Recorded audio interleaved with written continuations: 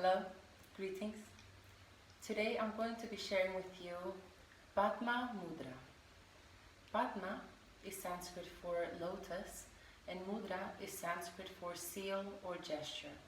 So this is the lotus gesture, also known as Pankaj Mudra. Pankaj is, I believe, Hindi for lotus. Pādma Mudrā is, it looks like this. I will show you how to do it after. Yes, like so.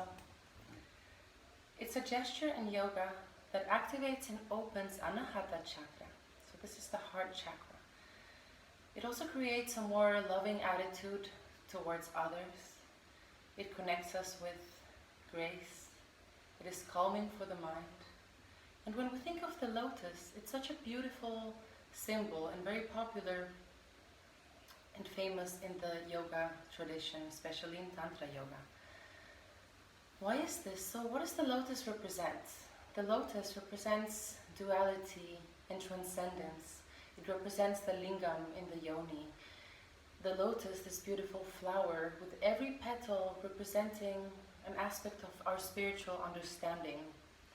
Yes, while the stem is still anchored in the soil and the water. So it's like the symbolism of the spiritual understanding that can grow from the soil and water, also floating above the muddy waters of attachment, desire, and fear. It is living a spiritual life while still keeping our roots in the earth. So the symbolism behind the lotus is very, very beautiful. It also has this purifying effect on the body and the subtle levels of your being. It's a gesture which you can practice on its own, or you can add it to a seated posture. Like if you're in a meditation posture, in any comfortable seated meditation posture of your choice, you can add this mudra. Or if you're in a comfortable standing position like Tadasana, you can also do this mudra. Usually in front of the heart, but you can also even do it above your crown. You can play around with it. I find it a very calming gesture. It's been coming back into my practice over the course of the last week, and it's why I wanted to share it with you today. It's very soft, it's graceful. And yes, I again really, really love the symbolism behind the lotus flower in yoga. So how to practice it? So you start with your hands together. You keep the base of the hands together. I'm just coming closer so that you can see. You will keep the base of the squeaky line of the hands together.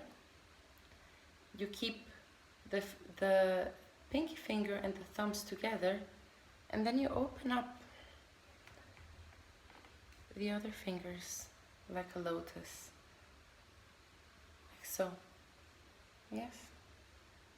So you keep the base of the hands together and just the the thumb and the pinky finger together, and you open up the rest of the fingers gently.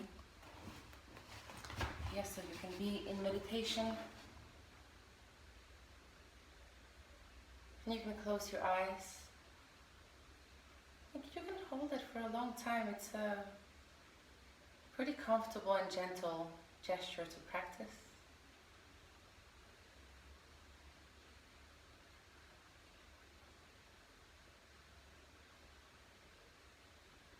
I find that it takes usually a few seconds before I start feeling really the energy flowing, and usually even after a minute then it's